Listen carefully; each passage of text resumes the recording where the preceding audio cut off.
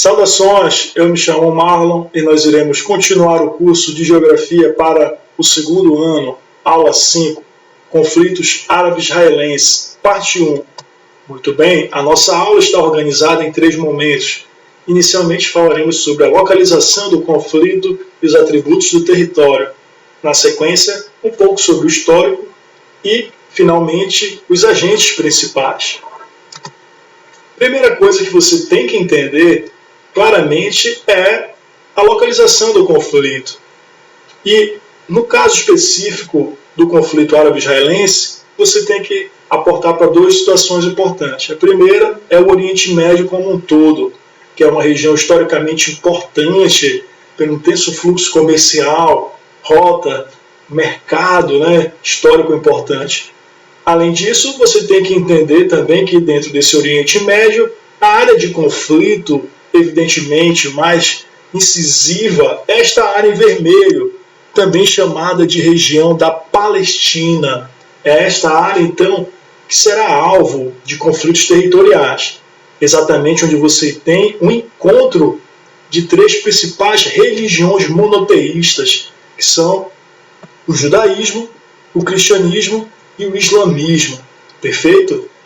Que se congregam basicamente nesta cidade chamada de Jerusalém.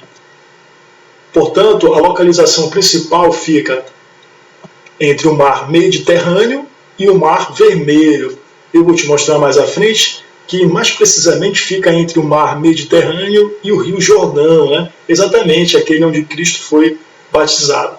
Então perceba comigo que o Oriente Médio ele é a localização maior, porém eu tenho que identificar de maneira pormenorizada que dentro do Oriente Médio eu tenho a localização específica da Palestina, certo?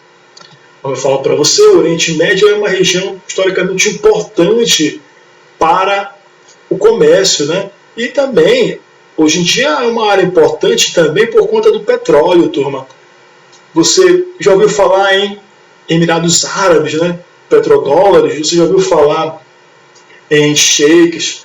Exatamente, você vai encontrar no Oriente Médio, principalmente aqui na Arábia Saudita, Emirados Árabes, inclusive a sede de Copa do Mundo, vai ser agora. Então você vai encontrar um dos principais países, a maioria dos países que são membros da OPEP, que é a Organização dos Países Exportadores de Petróleo.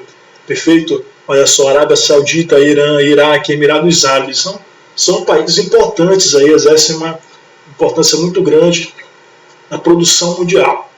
Além disso, você encontra diferentes grupos étnicos árabes misturados com judeus, por exemplo, dentro dessa região, tá certo? Turcos, curdos, um conjunto de grupos que eu vou te explicar mais à frente, que isso vai gerar conflito, tá certo? Além disso, olha lá, o Rio Jordão aqui, eu coloco para você a localização do Rio Jordão, ele nasce aqui, lá no Líbano, na Síria, ali nas colinas de Golã, também conhecida dessa maneira, feita a nascente do Rio Jordão, que ele não é só importante por conta do simbolismo, onde Cristo foi batizado, mas ele é importante por conta, turma, porque é um rio permanente, é um rio que não seca, é fonte de água, fonte de vida, de economia para essa região. Eu quero que você entenda, então, que dentro da Palestina, dessa área específica ali, onde hoje você encontra Israel, existe uma cidade chamada de Jerusalém. Essa cidade, ela agrega, dentro de um bairro dela, olha só, chamado de Cidade Velha, 4 bairros principais, turma, que são basicamente limítrofes ali. Tá? Eles são vizinhos. Você encontra o bairro cristão, aqui em amarelo, você encontra o bairro muçulmano em azul, você vai encontrar o bairro judeu e o bairro armênio. Por que eles são tão importantes assim, professor? Porque eles abrigam os principais templos sagrados dessas religiões, tá? Das 3 principais religiões monoteístas do mundo. Então você vai encontrar lá no bairro cristão, por exemplo, a igreja de Santo Sepulcro, tá? Onde Cristo foi sepultado nessa região aí, se acredita dessa maneira. Bem vizinho ao bairro cristão, você vai encontrar um templo sagrado para os muçulmanos, que é o templo, tá? Chamado Monte do Templo, também chamado de Haram al-Sharif, olha só. o templo sagrado para os muçulmanos. Vizinho ao templo sagrado dos muçulmanos, lá no bairro judeu, você já vai encontrar o Muro das Lamentações. Olha só, dá para visualizar do Muro das Lamentações, você consegue enxergar o templo de Haram al-Sharif.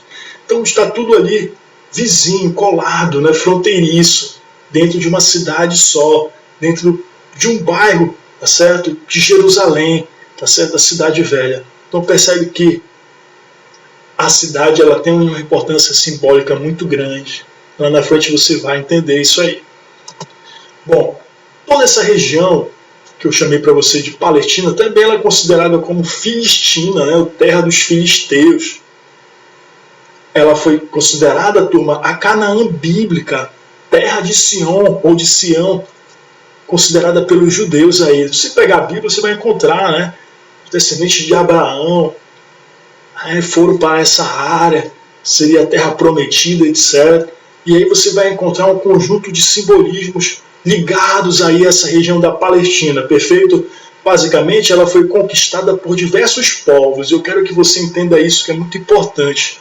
Olha só, apesar de ser considerada aí sagrada, né, uma região sagrada, templo aí das principais religiões monoteístas, no passado, turma, ela foi ocupada, olha só, pelos cananeus, pelos egípcios, mas principalmente, olha lá, pelos israelitas. Os israelitas, então, certo? Também chamado de povo hebreu, tá? Os judeus, eles habitaram essa região durante um período bem expressivo, de 1400 até 722 a.C. Porém, eles foram expulsos várias vezes dessa região, eles foram dominados, foram expulsos, retornaram. E aí você diz assim, professor, por quem foi que expulsou os judeus dessa terra prometida, Canaã bíblica, a terra de Sião? Foram os babilônicos, olha só, primeiramente, os babilônicos expulsaram Nabucodonosor, né, você vai encontrar isso. Depois os romanos, depois os muçulmanos expulsaram os judeus. E lá na frente os britânicos começaram a promover o retorno dos judeus para a terra prometida, até a criação do Estado de Israel em 1948, que é o Estado judeu. Perfeito? Então, foi uma história marcada por idas e vindas. Nesse universo, então, eu quero te falar alguns pontos marcantes desse histórico. Primeiramente, a seca que atingiu a região da Palestina em 1750. Olha só, uma seca horrível no momento em que os judeus ocupavam essa região. Eles tiveram que sair da Palestina, migrar, certo?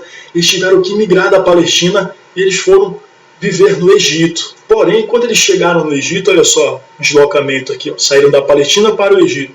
Quando eles chegaram no Egito, turma, eles foram escravizados pelos faraós, pelos egípcios. Eles começaram a viver de forma precária, tá certo? Eles começaram a ser escravizados, humilhados pelos faraós egípcios. E até o momento em que Moisés, tá certo? O profeta Moisés resgatou os judeus desse sofrimento, tirou os judeus desse sofrimento e promoveu o êxodo, a saída dos judeus de lá do Egito, tá certo? E promoveu o retorno dos judeus para a Palestina. A saída, olha só, essa saída dos judeus do Egito foi conhecido como êxodo. Não esquece, êxodo, saída da escravidão, né, saída dos judeus lá do Egito. Quem foi que fez isso? O profeta Moisés, turma. Tudo bem? Por volta aí de 1250 a.C. Porém, turma, quando esses judeus retornaram para a Palestina, tudo bem? O povo hebreu retornou, como eu te falei, eles foram expulsos novamente. Por quem? Inicialmente por Nabucodonosor, né, o rei da Babilônia. Os babilônicos dominaram essa região da Palestina, que é uma região, de certa forma, boa para se morar, porque solos férteis, tem rios permanentes, perfeito, uma área propícia. Então, os babilônicos, eles ocuparam essa região e expulsaram os judeus, a chamada diáspora. Olha só, então, diáspora judaica. A primeira diáspora é a expulsão, perfeito, dos judeus pelos babilônicos. Eles foram expulsos, não, esses judeus da terra prometida. E também você vai encontrar lá na frente a segunda diáspora, que já é a diáspora realizada não pelos babilônicos, sim pelos romanos. Os romanos ocuparam essa região e promoveram a expulsão dos judeus dessa região, aí no século I já da era cristã. Perfeito? Inclusive, nesse domínio romano, os judeus eles reagiram 2 vezes contra o famoso Império Romano, né, que dominou grande parte ali do mundo europeu e também parte do Oriente.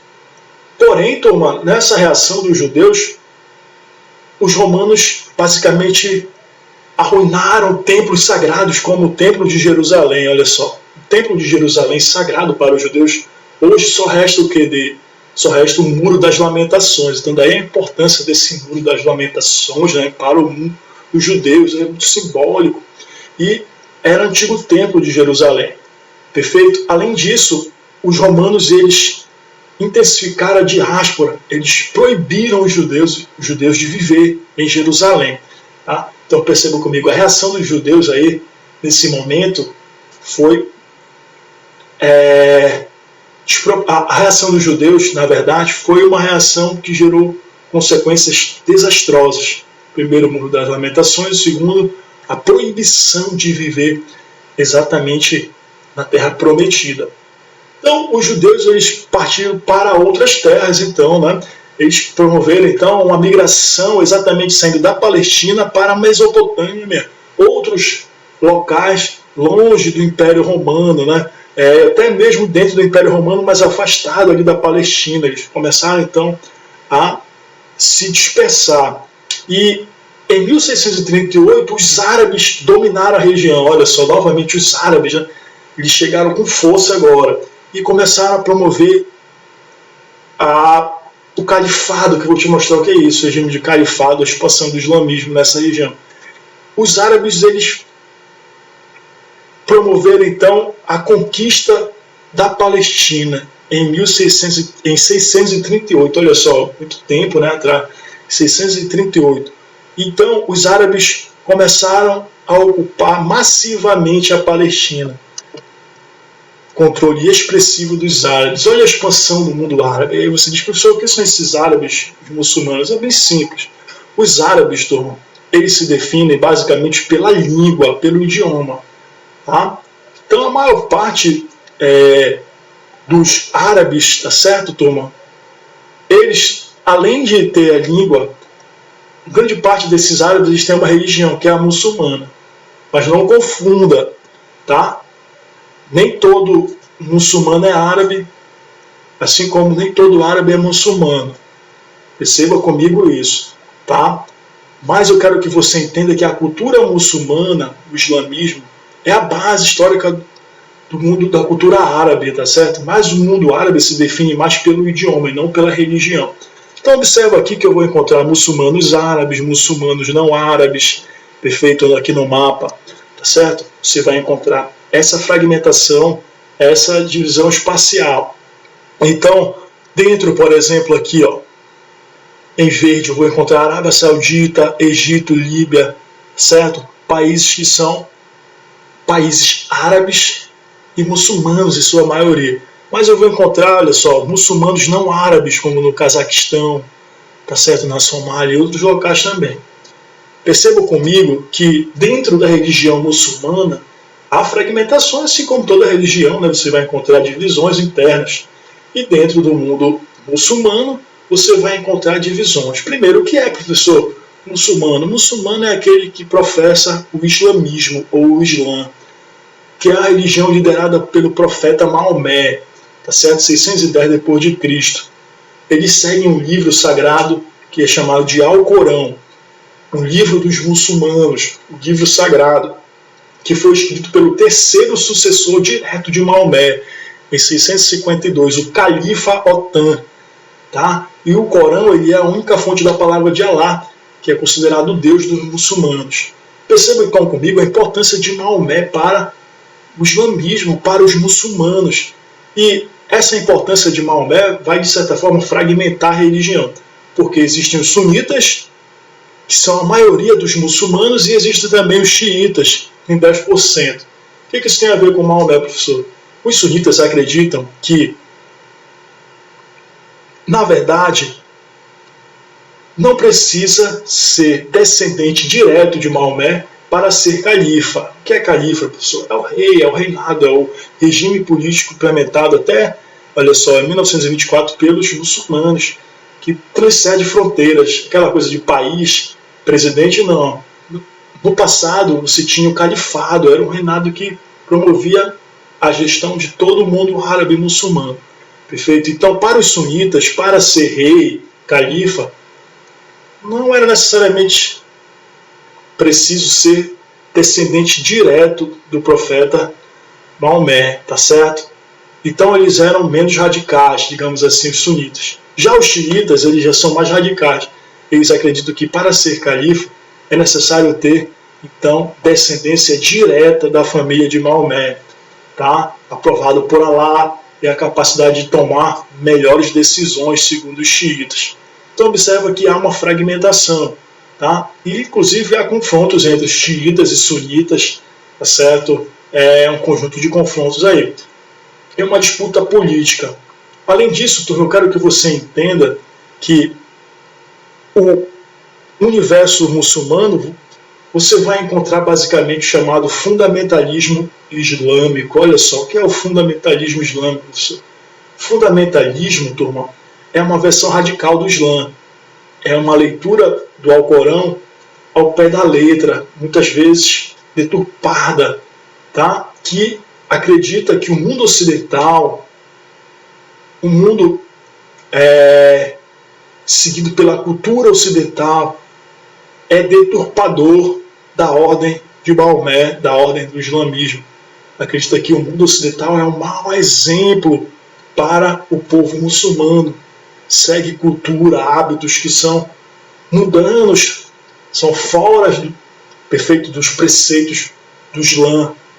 Então, essa leitura radical vai promover, inclusive, a formação de grupos radicais, grupos terroristas que irão promover ataques em prol exatamente do combate ao Ocidente, do combate a essa cultura mundana, ocidental, considerada mundana, deturpadora, e para promover um mundo muçulmano, né, revertido dos caráteres aí de um islamismo radical, segundo esses fundamentalistas islâmicos. Por exemplo, o Estado Islâmico, tá? O Hamas, o Hezbollah, a Jihad Islâmica, a Al-Qaeda, são grupos que a gente ouve falar com frequência na TV.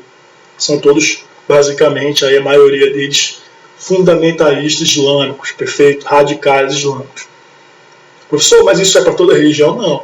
É uma minoria, como eu falei para vocês, são radicais, uma minoria que pensa dessa maneira, que acaba, de certa forma, sendo utilizada como para a maioria, de maneira preconceituosa. Tudo bem? Perfeito? Dentro desse universo também eu tenho um movimento que vai promover, turma, o retorno dos judeus para essa área da Palestina. Então lembra, o mundo árabe conquistou ali por volta de 630 a Palestina. E os judeus tiveram que ser expulsos, né, diversas vezes.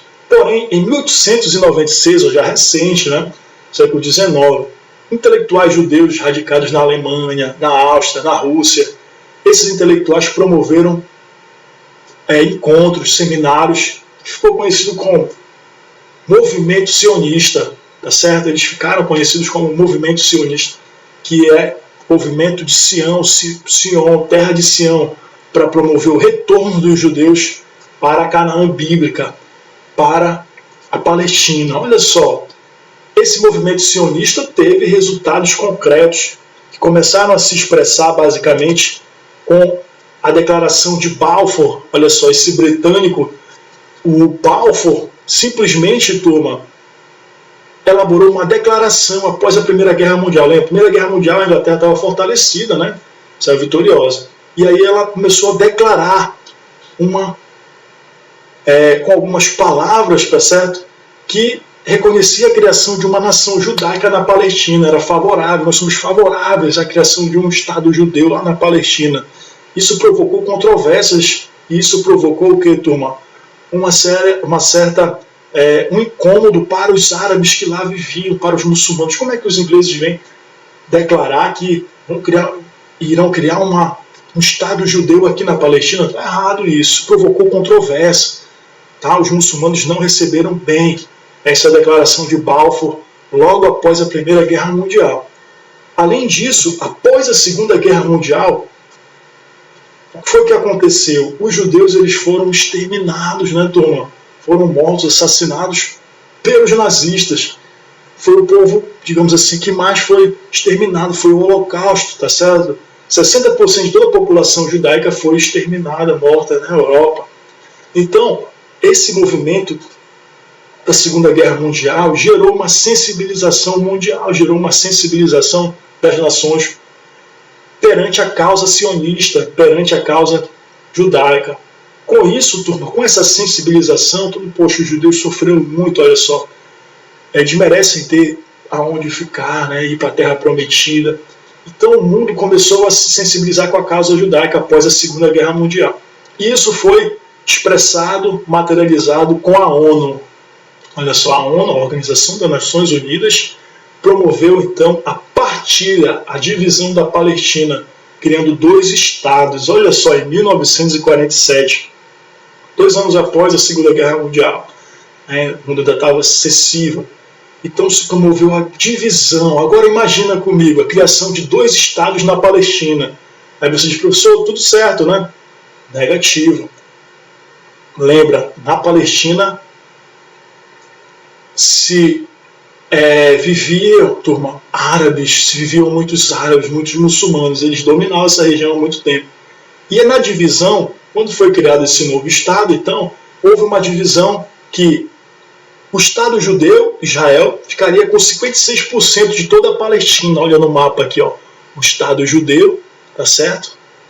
Ficaria com 56% e o Estado palestino ficaria com 42%, ou seja, com a minoria dessa área.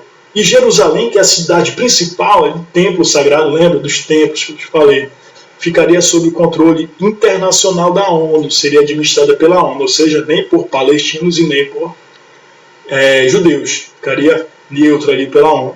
Aí você diz, beleza, professor, está quase igual ali o território, os palestinos aceitaram isso, muito bem. Negativo.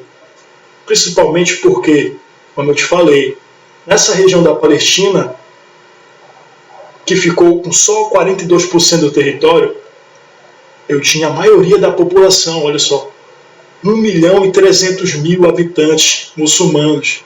Já os judeus, que ficaram com a maioria do território, eles eram minoria na região, eles tinham 700.000 habitantes. Lógico, então, essa partilha não agradou aos muçulmanos, e os judeus começaram a migrar em grande quantidade para a Palestina. Imagina, chega um judeu, chega 2, chega 100, chega 100.000. Começa então a promover a ocupação judaica. Isso vai gerar insatisfação do povo muçulmano, tá certo? Que lá já habitava há muito tempo.